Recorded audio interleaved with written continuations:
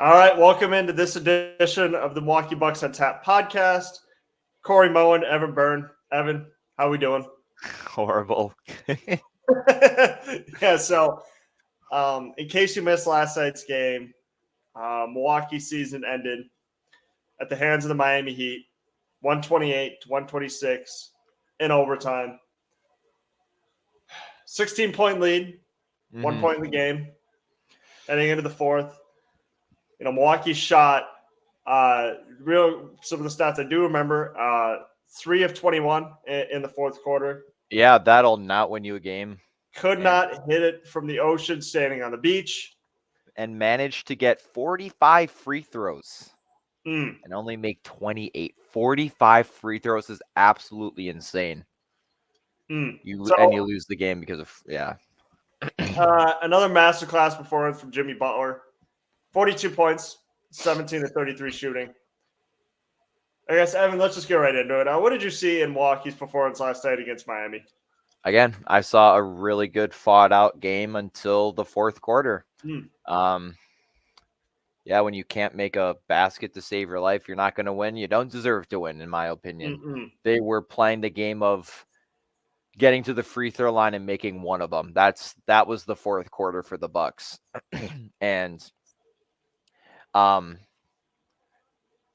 just kind of sloppy plays that turned into bad shots led to a lot of just easy buckets on the other side for the Heat. But yeah, the 3 field goals, I couldn't even tell you the last time I've seen that before in a quarter, just in general. But yeah, that's disappointing. It's embarrassing, and it's just something that shouldn't be happening right now at this stage in the Bucks franchise and the situations that you're in, what you're playing for. It's just shouldn't be happening. You should not be playing the free throw game for an entire quarter and not even making any of them. It looked like to me the difference between Milwaukee's offense and Miami's offense was night and day. Okay, what I saw from Miami was very unselfish basketball, crisp passes, making the extra pass, finding the open guys. Milwaukee didn't do any of that. Okay, what I saw last night was a team that just played selfish basketball. Okay, whether it was Drew Holiday, whether it was Chris Middleton, whether it was Giannis, it felt like those 3 guys are like, all right, we're all going to get paid $45 million at the same time. That's what it looked like to me. Okay, it was selfish basketball. It was too much isolation. Okay, and you don't win in the playoffs that way. And look, normally I would be fine with Giannis, just barreling into someone and drawing a foul and stuff. But I'm sitting there and I'm left wondering, isn't there more to our offense than just Giannis just going in, driving into someone's chest, and like drawing a foul or dunking or whatever? Like, I'm not saying that's all he does, but what I'm saying is it just feels like our offense is like way too simplified, where it just feels like guys are standing around and like, here, Giannis, you do something spectacular. I will 100% agree with you. I don't know what it is. It's just, I understand Chris Middleton can get his own shot. I understand Drew Holiday can get his own shot. But at some points, especially against the Heat, it was just like, here, Giannis, we know how amazing you are. You just do something amazing. Like, just like drive into Bam Adebayo or drive into 2 guys and like kick out for a 3 and then watch for another miss. That's what it looks like. Okay. And it's so fitting that Milwaukee season ended without a shot even getting off. Okay. Yeah, and I hate seeing people bashing Grayson Allen for not getting a shot. Like, cut that out. Like, it's not Grayson's fault. He got past Giannis didn't want to shoot it. Again, they're playing hot potato. Giannis didn't want to shoot the free throws. He almost threw the ball out of bounds. Chris saved his ass. Giannis didn't want to take that shot. He passed it off to Grayson. And like the heat of the moment, you don't know what to do now that you've been given the ball. So I think it's kind of BS for people to be saying that they're blaming on Grayson Allen for the loss. Like, nah, cut that out. That's just stupid. You're not a real fan if you're blaming that game because Grayson Allen didn't shoot that. No. And who knows if he would have even made it. It's not on Grayson Allen. Okay, actually, that's on Coach Budenholzer because he had the extra timeout, and but he doesn't call him. He doesn't call it. And then if you watch the post-game press conference, okay, He's like, I don't even think he was aware he had the timeout. He was like, "Oh, wow, we gotta call a timeout there." Yeah, no shit. Yeah, no shit, dude. This is what makes me so mad about him. I don't like it when coaches just speak in platitudes, like when they just treat the media members like we're a bunch of idiots. Like if you watch Budenholzer in when he's talking like one of the reporters on ESPN or something like that, like the sideline reporter, he's like, "Well, we gotta do a better job on Butler." I'm like, dude, that's you. Yeah, you have to scheme something so they can do a better job on Butler. I love Drew Holiday. Don't get me wrong. I think Drew Holiday can be like a top 10 defender. I think he can guard anybody in the league. But when you see that the matchup against Jimmy Butler isn't working and he drops 38 on his head, wouldn't you want to switch it up a little bit? Yep. Okay. Look, I'm not, and we're not saying, because everybody wants to make it simple. Oh, well, Giannis has to guard him the whole game. No, he doesn't, because he's going to be tired on the offensive end. It's not that simple. What I'm saying is, like, a few possessions. Okay, give him a different look. Trap or double. One of those two. It was literally that simple. And I'm going to be so mad because I believe the Heat play the Knicks the next round. Yep. If if the Knicks actually figure it out in like game one, how to stop Jimmy Butler, it'll show. They could lose the series, but if they hold Jimmy Butler to like the low, not like the lowest of the low stats, but like a reasonable star player stats, it'll be that's on the Bucks. It's everything about this season was frustrating. Okay. Couple of the fact that, our stopper, Jay Crowder, who, by the way, someone just alerted me to the fact we traded 5 second-round picks for him, and Jordan Nwora, and George Hill, and Serge Ibaka. There were 8 people involved in that, and we got one guy who didn't play. Barely played. He played 40 minutes total, I think, the entire time that he was with. I think someone calculated that. And look, I hate to ask this question. Okay, I've just mentioned Drew Holiday. Are we sure he could get it done in the playoffs offensively? Because it's felt like every playoffs that he's been in, it's shown that he can he's very hot and cold. Yeah, he's either on or off. I understand he can provide a lot defensively. Offensively, I'm not as sure.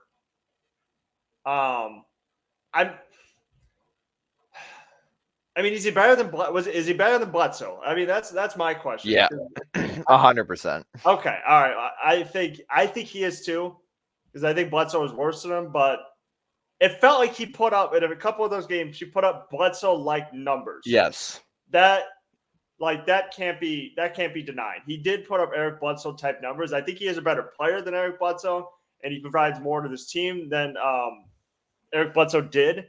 But still, in a couple of those games offensively, we put up Eric Bledsoe numbers.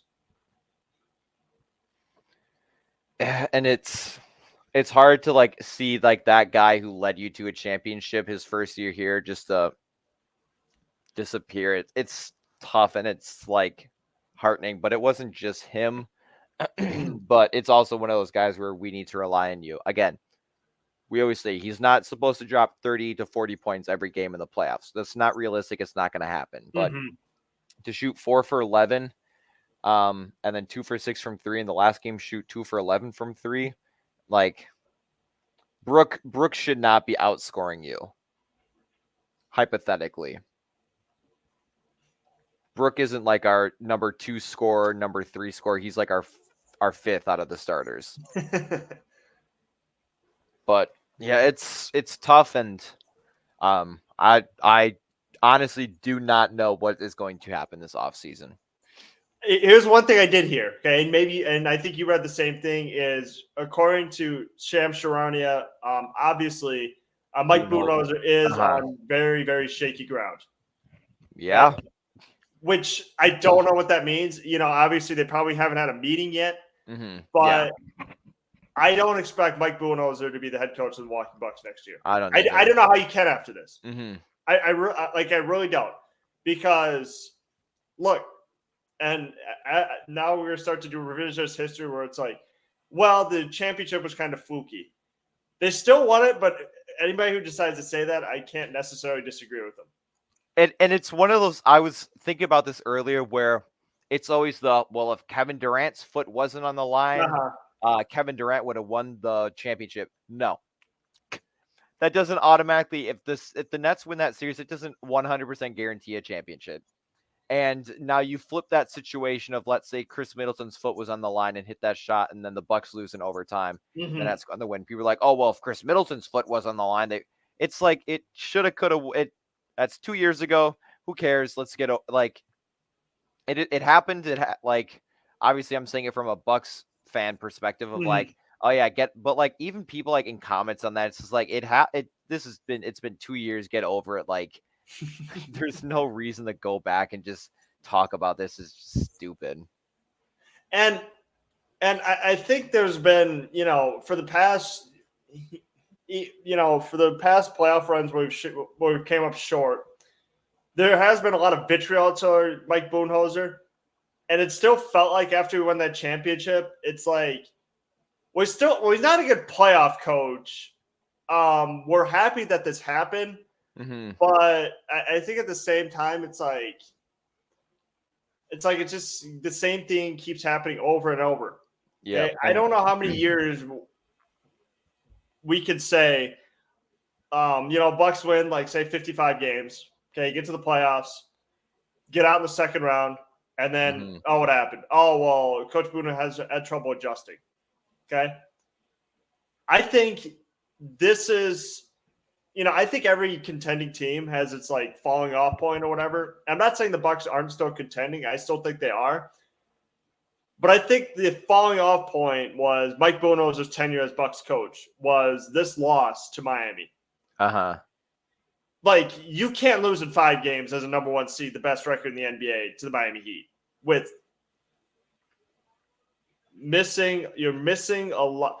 They were missing – especially with the people that Miami was missing, okay? With, Tyler Hero going out and Victor Oladipo and all the foul outs that you had in Game 5. Exactly. Right, like, it's something that you can't have happen. Okay, they were missing. They missed a couple of players, and they still were like just wiped the floor with us. Mm-hmm. Absolutely, positively cannot happen. And in 5 games too, like a gentleman's sweep in 5 games, in which Milwaukee only played well in Game 2. Mm-hmm. Okay, I understand. Their only win, and it was still a shaky game. They were up 36 and they won by 16, and they got it down to like 11 in that game. So it's like, yeah, you win by 16, but it's like that should not have been the ending. Obviously, you're not going to win by 36, but to watch it again fall in that 3rd to 4th quarter, it still wasn't like a blowout. Like, everything is back, good to go. And I mean, look, a lot of people are going to look at a lot of different things. Why didn't he take a timeout toward the end? Mm-hmm. Especially, why wasn't there ever a different strategy to Jimmy Butler? I heard this stat from Dan Patrick. Jimmy Butler in the last 2 games, scored 98 points. 98 points. That is the most since like basically the ABA-NBA merger. Okay? I don't think anybody's ever done that. Like, it is astonishing. Mm-hmm. The fact that it's Jimmy Butler. Jimmy Butler is not Kevin Durant. I'm going to say it 1,000 times. And I thought they had a good strategy for going towards him early, but then he got going, and then they never slowed him down. Yeah. And then they just kept Drew Holiday on him. Okay, and Jimmy Butler, was talking this stuff. He was like, dude, on your head, 38 on your head. Mm-hmm. With all the accolades that he has to back himself up to. And it's like he could back it up. Because Drew Holiday – yeah, and here's the other frustrating part. Here's the other part that I was frustrated about. I wasn't frustrated by what Giannis said about Coach Budenholzer. I was just frustrated by the fact that, Coach Budenholzer just never adjusted. Mm-hmm. Because Giannis was asked about, like, how come would he have liked to guard Jimmy Butler more? And he was like, yeah, but I'm going to leave that up to the coaches to make that. Yep. I saw that. He doesn't adjust like that. Like that's the problem. It's like the problem with Mike Budenholzer is he just has no feel. Mm-hmm. Like he just had no feel. He had no feel for when a team's going on a massive run, call timeout. Okay, the Heat went on like a 16-0 run in like game 4, I believe it was. Yeah, they did. Never called a timeout. Just no feel. Just we're gonna let the guys play through this. Oh, really? Yeah, that's smart. Yeah, it's just to stop the momentum.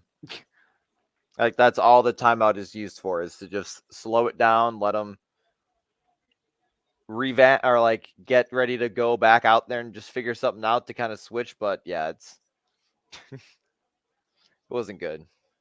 And look, obviously the Heat won because they had other guys contribute. Mm-hmm. Okay, Duncan Robinson, Gabe Vincent, Kyle Lowry actually had a pretty good series. Yeah, he did. I think we actually did a pretty decent job on Bam, I would say. Yeah, this game was a lot better than the other games. Yeah, like Caleb Martin, like these aren't like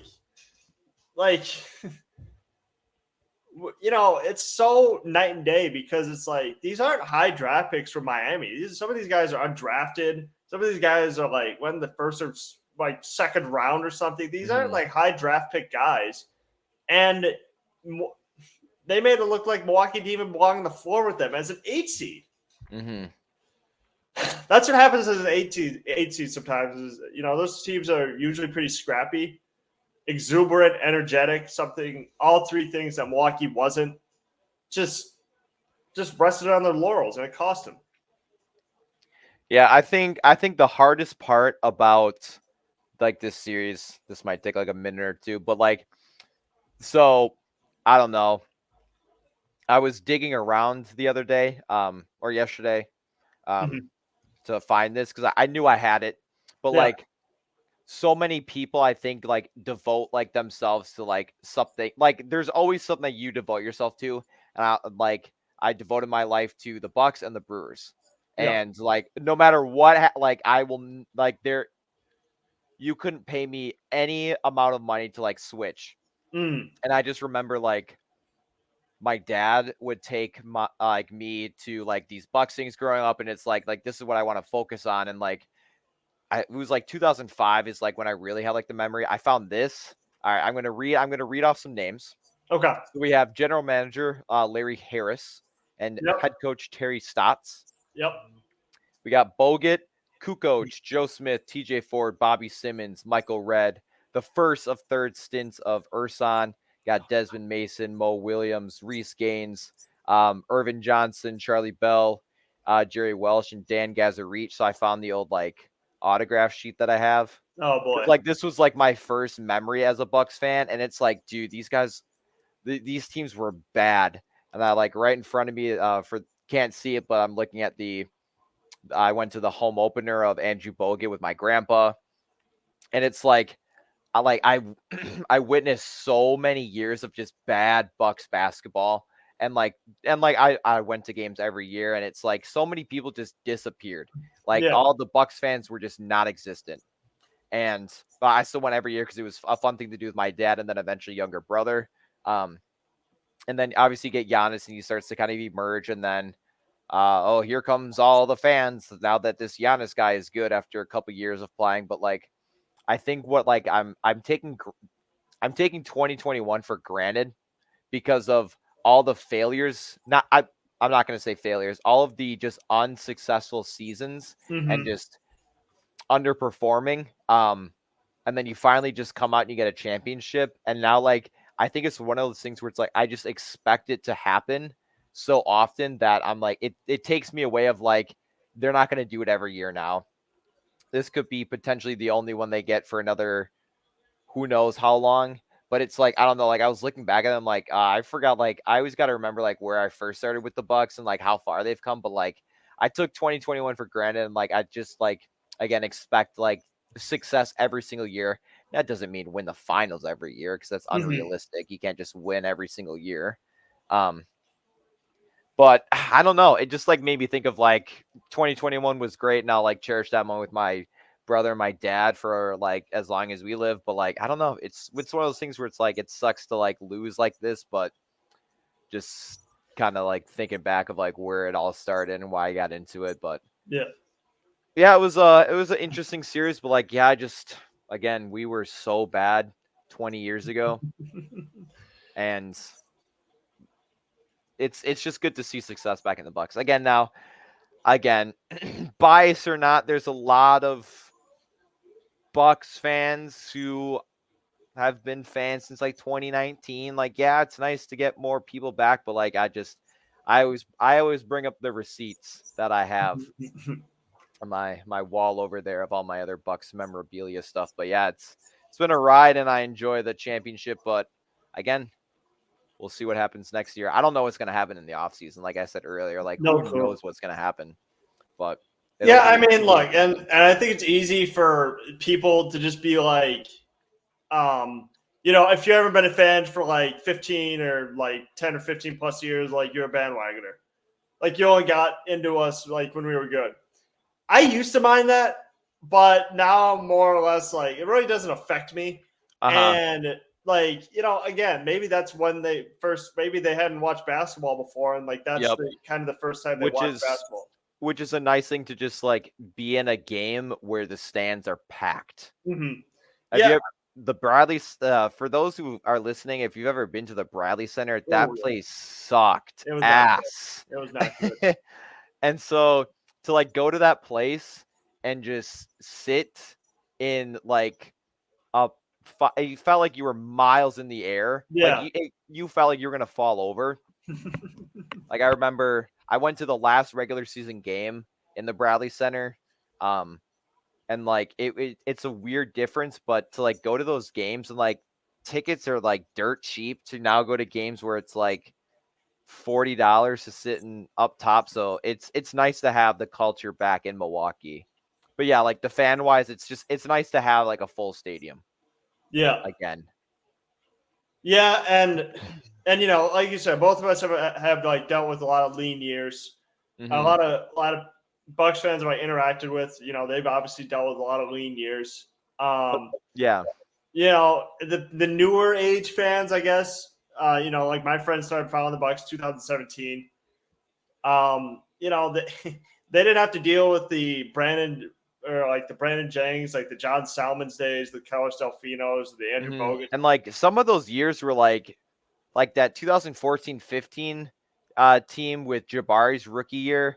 Like they weren't good at all. They obviously didn't do well in the playoffs, but like that was just like a fun bad team to watch. Like there were a lot of like good things that came out of that season, like that Chris Middleton 2 buzzer beaters, one against the Heat unironically and the other one against the Suns. It's like so many fun things happened, and like again, still like going on from there. But yeah, it's just But here's the thing I want to bring up from that time, okay? And here's the part that kind of makes me mad is the 2014 and 2015 team wasn't bad. Okay. It was just when, John Hammond decided to trade Brandon Knight for Michael Carter-Williams. Then it got bad. Okay. And you know what? And I remember where I was. Okay. I was sitting on the bus with my guy Mason. Okay. The trade deadline was happening. Mm-hmm. And sitting on the bus, and Mason told me, he's like, yeah, we traded Brandon Knight for Michael Carter-Williams. I remember I sat there. I was like, that's a good trade. That's a good trade. He won the 2013 Rookie of the Year. Like Milwaukee just got better. Evan, they finished that season 41-41. Yep. And it was probably because Brandon Knight was probably due for a big contract extension or whatever. But I'm sitting there and I'm like, ooh, that's a good trade. Milwaukee got better. We got a Plumlee. We got like Tyler Ennis. Watch out. Like, watch out. This team's going to be scary. And all of a sudden, it just yeah. Never worked. It never worked. And obviously I didn't watch too many games from 2013 to 2014. I don't know how you could. I don't know how any sane person could. They only won like 13 games. So I think you have to go through that year. Obviously we didn't know who Giannis Antetokounmpo was. And people still have trouble pronouncing his name. Antetokounmpo, like Antetokounmpo, like it's so insane to me that he's been in the league for almost 10 years. People still don't know how to say his name. Can you entertain the crowd for 30 seconds? Yeah. I got something from that. 1 second. All right, so Evan is going back. He's He's getting something. I think it's related to Giannis. What is it? All right, Evan, what we got? What we got? All right. So my dad, we had friends from our church Yeah. who he had season tickets and he would take us to the Fan Fest, which is where I Mm-hmm. got this one. Yeah. And it would that my brother got into basketball, so we started going. And there was one I went like every year that they did it. And this will haunt me for the rest of my life, and I hate it. But it was one of those things where it's like you didn't know situations. Yeah. That's the Brewers. But there was one year I couldn't go to the Fan Fest. I had a school event that I couldn't miss it. Like I had to be there. So my dad took my brother. What we got? I'm showing it up to the screen. There is rookie Giannis Antetokounmpo's signature on this sheet of paper, and my brother taking a picture next to rookie Giannis. And it was like one of those things where it's like, this is just their random rookie that you didn't get the photo with him? Nope. Ah. It haunts me to this day. But we also got Larry Sanders' autograph. Larry Sanders was my favorite player for years until Greg Monroe came. Then I loved Greg Monroe. I worshiped that man. Great player. Again, obviously, if you didn't know who Larry Sanders was, he was a player out of VCU. Mm-hmm. He was a Bucks center for a few years. He got a bag, and then soon after, he had mental health issues. He got suspended for weed. It finds out he had mental health issues. Now he can find his way back into the league because the NBA isn't testing for marijuana anymore. He did start his own clothing line, so Larry Sanders, man. I hope he's doing well. Yeah, we just have all these. That's the thing is rookie year Giannis. You had to get Giannis early. You really had to get Giannis early. It wasn't and his signature is so much different than that little G that he does because he doesn't really sign anymore. No, probably not ever since the debacle that happened in 2019 at the Stoughton car thing. Yep. The car dealership that I unfortunately went to. And there was a million. So the story goes, I'm going to tell the story real quick. The story goes is 2019, Giannis was doing a signing at the Stoughton car dealership. Okay. And first of all, this isn't his fault either. It's whoever's bringing him. They brought him late. Okay. Keep in mind, this was when Giannis was Giannis. So there were millions of people in line. There were people had came there since 6 a.m. or something. Giannis showed up. Okay. Apparently, how the story goes, he first signed for the car dealership and their families. He signed stuff for them first. And then he only signed for an hour and a half. Mm-hmm. And that was it. There was a crap ton of people who were waiting in line a long ass time that never got a signature from Giannis because they screwed that up so badly that what I would have done, me personally, what I would have done for that is I would have just shown up, or I would have just had him just show up to just sign. There was just so much time wasted. Mm-hmm. And again, people are late sometimes, but it's one of those things. It's maybe Giannis didn't realize how big it was going to be. I feel like Giannis sometimes doesn't realize how popular he is. Dude, there were people who were waiting in line to no offense, to wear a crappy jersey with your name on it. Mm-hmm. Okay. Now granted, there were some people that were, selling them on eBay. So those people suck that just show up, just leave, and then just go to eBay. But my point is, it's he doesn't realize sometimes how big it is. It's dude, it's just Giannis' name on it. It's golly, it was insane. Speaking of Giannis, I got to play the clip from his interview, from his press conference with his post-game press conference where he was talking about failure in sports. So we'll play that, and then me and Evan are going to react to it.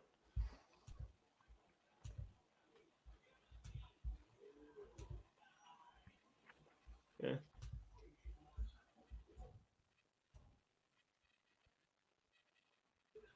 Yeah, I'm curious for you. Do you view this season as a failure?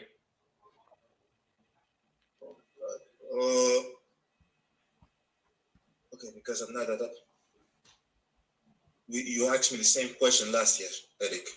Okay, do you get a promotion every year on your job? No, right? So every year you work is a failure. Yes or no? No. Every year you work towards something, towards a goal, right? Which is to get a promotion, to be able to take care of your family, to be able, I don't know, provide a house for them or take care of your parents. You work towards a goal. It's not a failure. It's steps to success. You know, and if you've never, no, I don't want to make it personal. So there's always steps to it. You know, Michael Jordan played 15 years, won 6 championships. The other 9 years was a failure. That's what you're telling me. I'm answering your question. Yes or no? Okay, exactly. So why are you asking that question? It's a wrong question. There's no failure in sports. You know, there's good days, bad days. Some days you are able to be successful. Some days you're not. Some days it's your turn. Some days it's not your turn. And that's what sports is about. You don't always win. Some other people's gonna win.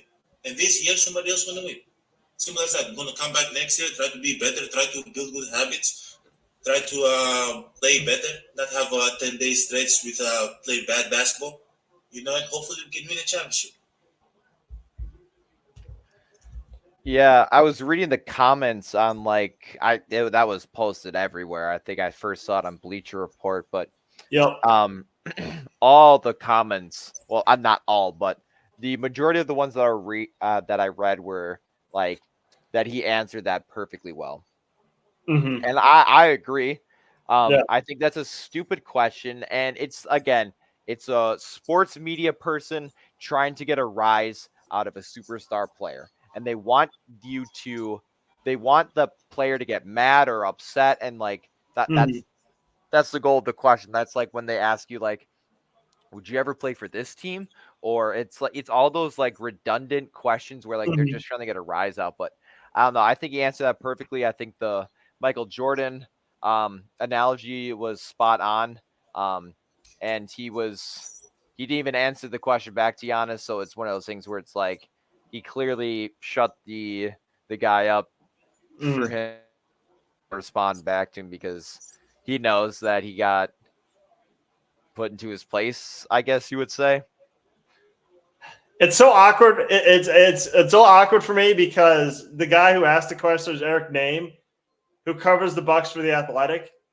So he's like he day to day, like, you know, is with this. It's not some like random beat report. It's not like Gary Wolfel from like, you know, bum whatever nowhere. This is like a guy who's like knows this team inside and out. I don't think. I'm trying to think of a way to say this. The question was just phrased wrong. Yeah. If he would have used the word instead of failure, he should have said like disappointing. Like I think that's the operative word he should have used. Okay, because I think I noticed he asked the same question to Coach Budenholzer. Mm-hmm. I don't think like failure is a strong word to use. I understand there are high expectations here. And look, talking to Giannis, I mean, I hate to say it, he has had a couple of moments like this. You know, he just lost to the playoffs. It's like I wouldn't expect him to react any differently. Obviously, you remember 2019 when Malik Andrews was about to ask for a question, he walked off. Yep. And again, I'm not hating on for that. It's just, you know, he just lost a very important basketball game. Like their season's over. So I'm not blaming him for how he answered the question because I think he answered that question perfectly. We didn't meet expectations, but I do agree with it that that it's not. I don't think it wasn't a failed. I don't think it was a failed season. No. I don't think we're going to use that. We're not going to use that word. A failed season means they were 15th or 14th place, or they didn't make the play. Like it, that's a failed season. Like meet expectations. It's kind of like when you study for a test, you get an A and you get like a B. Mm-hmm. That like it's like you wanted the A, but like you'll settle for the B. Mm-hmm. Like they just didn't meet expectations, and it's very, very hard to win a championship. Okay, and people don't realize how hard it is. Like there's a lot of things that have to go your way. And what I like about Giannis is that he holds himself and his team to a higher standard. Mm-hmm. I mean, I don't know. And then obviously he went on to talk about the fact that he wanted to guard Jimmy Butler more. And I I like how he was trying not to be rude. Yeah. But at the same time, he's I don't want to make it personal. Okay. Yep. Why'd you ask me that question? And then he was like, he had to really calm himself down. I think he was more mad at the Eric Name because he had asked him that question the year before. Mm-hmm. Which I'm like, dude, you gotta I'm not a reporter, but dude, you gotta ask another question. Like I think Eric Name now, as long as he keeps covering the Bucks, he's gotta ask him a different question. Mm-hmm. Oh, Pick in. Oh, that's a reach. Sorry. It's a In live case you guys are NFL watching, so in case you guys aren't noticing, why I keep turning my head is obviously the NFL draft is on tonight. My Green Bay Packers are up. Okay. All right. So, real quick aside. So, Green Bay's pick is up, and I want them to draft Jackson Smith-Njigga with the 13th overall pick. And I don't know who that is, where he went. I'm going to guess his college. All right. All right. Go ahead. I'm going to say this guy went to. Oh God, I don't even know. I'm going to say Oregon. Not Oregon. Nah. I would even know it to guess. It was probably like Ole Miss. The Ohio State University. Yeah. Should have guessed that. Yeah, I don't know anything. You're a kid. Wow, that was that's a reach, Justin. Gutekunst can't mess this up now. We can't mess it up. Sorry. Let's get back into it. So let's kind of start looking to the future here. Okay. Yep, I was just about to say. Great answer from Giannis. So I already wrote like a little blog. I'm not. Basically, I wrote a blog today about like which Bucks free agents are likely to come back. So they have 10 free agents. Okay. So if you had to choose, I'm trying to remember. See if I can remember like 5. So it's Brook Lopez, Chris Middleton, Thanasis, Goran Dragic, Jay Crowder, Joe Ingles. I feel like I'm missing Javon Carter. JC's a free agent. So Wesley is a free agent. Wesley might retire. I wouldn't hate that move for him. So I guess out of those, I'm trying to remember the other 2. I don't feel like I named Chris and Brooke. Yep. It's Grayson. I don't think Grayson is. I didn't see Grayson on there. I think. So I guess so I'm going to give you my guy who I think is going to come back. And this shouldn't even be a surprise to anyone. Do you want to take a guess of who I think is going to come back? Chris. I don't. I don't either. I don't. Brooke.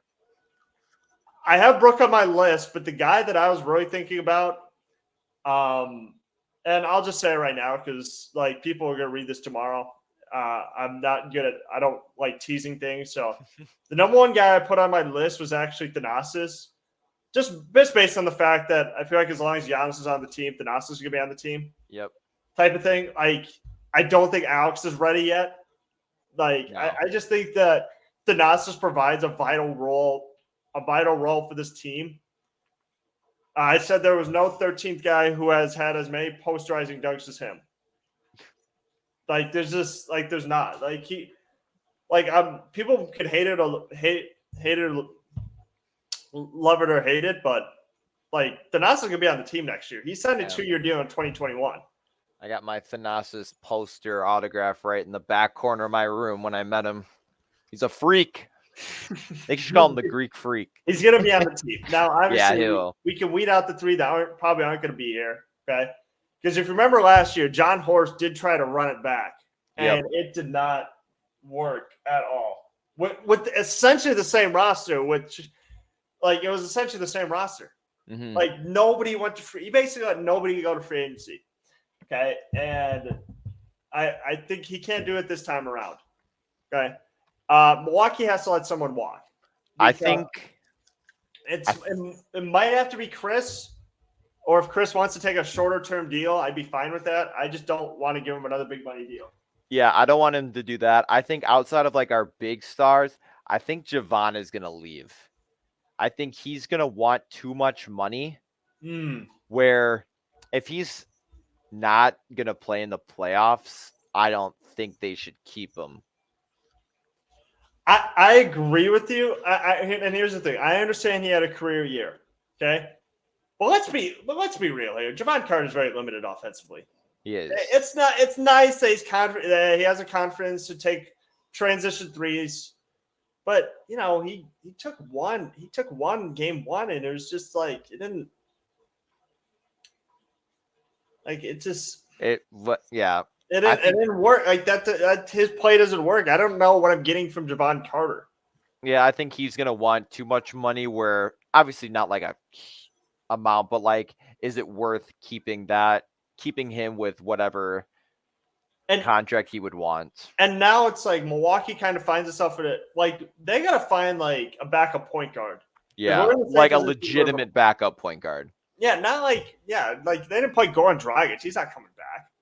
I think Jake they need to keep Jay Crowder for one more season. I want to see a full season of Jay Crowder before anything happens, because that would be the biggest waste. If they traded 8 guys for him to just dump him and not play him. That'd be stupid. Look, and here's the thing, okay? And here's the other quick aside is that I feel like if Jay Crowder were playing well in the playoffs, like he would have played. Yeah. Like people are like, well, why didn't Jay Crowder play? Well, did you watch him? He was missing threes left and right, and he couldn't stay with Jimmy Butler. Mm-hmm. Like if you can't bring you what they brought you to, you're not going to play in the playoffs. Okay, it's just as simple as that. I don't, there's certain people that were normally in the rotation. The pick is in. Come on.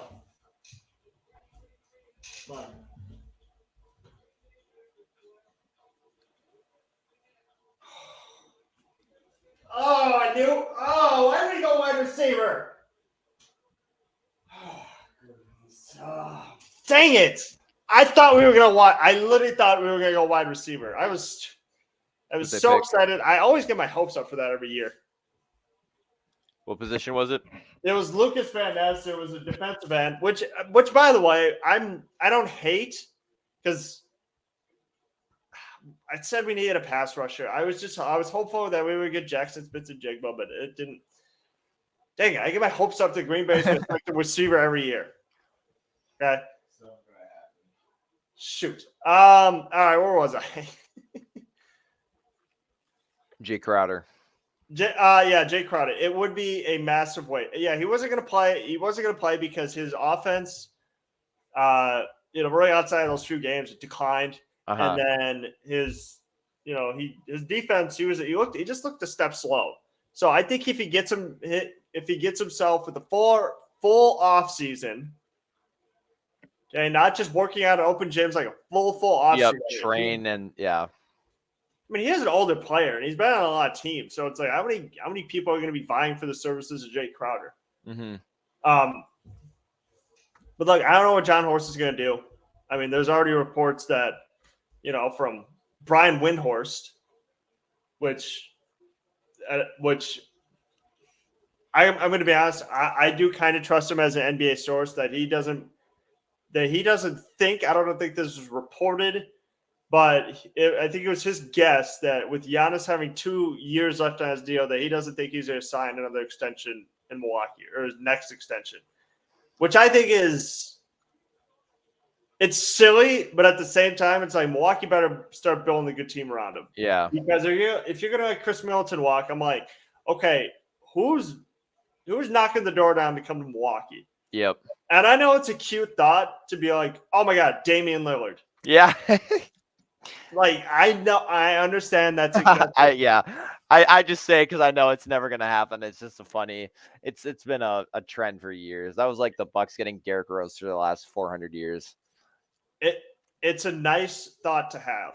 Mhm. And do I think Portland should go trade him? I think they should. Could you imagine Dame in a Bucks jersey? Woo! My God, that'd be nuts. Nah, he's not coming. No, well, we gotta afford him too. Like that's the thing. Yeah. We don't ever think about the financial aspects of things. Uh-huh. Damian Lillard in Milwaukee. I'm like, Damian On a Lillard- veteran's minimum. yeah. Like, do you think Damian Lillard's gonna take less? Wait, you're gonna give up?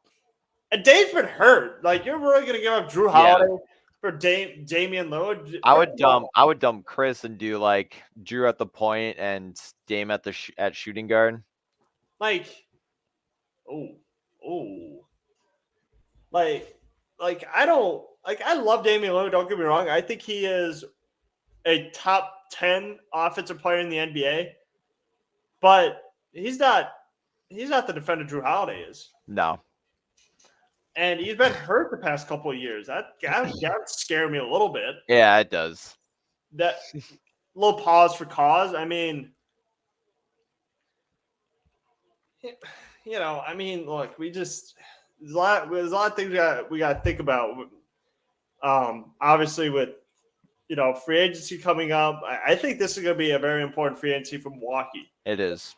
And I do think, and you mentioned Brook, I do think Brook Lopez is going to come back. He wants to stay as a Buck for the rest of his career. I know he came out and said that, but well, we'll see. I think he should, because I looked at the center market. It's not very good. No. Okay, who are you gonna get? Nikola Vucevic, Cody Zeller. I mean, there's no Udoka Azubuike. Like, there's no centers. There's no centers on the free agency market this year. And here's the other thing too: Milwaukee doesn't have a draft pick. Yeah, because they traded all their draft picks away, so that we can't even improve this team if we wanted to. It's going to be a long 2 months. I don't think I'm going to try to focus on the NBA anymore. I think I'm going full Brewers mode right now. But won a couple games. Yeah, it'll be the podcast. Obviously, we're coming back next year, so big things are going to change. We'll work on that obviously over the summer, over our off season. Yep, and look, okay, so yes, we will. Yep, both of us are going full Brewers mode. It was just a tough way to end the season. It was a tough way to end the season. I thought at least we'd get to the Eastern Conference Finals. Obviously, being realistic, I always think championships every year as long as they have Giannis. Obviously, it didn't happen this year, and everyone in Bucks Nation is greatly disappointed. Mm-hmm. Evan, you got anything else? No, it was a fun season though doing this. I thoroughly enjoyed. We got a lot of viewers. We got a lot of improvements that we can do, but I think it was a good first inaugural season. Wasn't the best outcome for the season, but it was a good first season to do our little podcast with. What do you get? Oh, Broderick jumped. Okay. It was a good first year. Think I can speak for both of us when I say we had a lot of fun doing this podcast.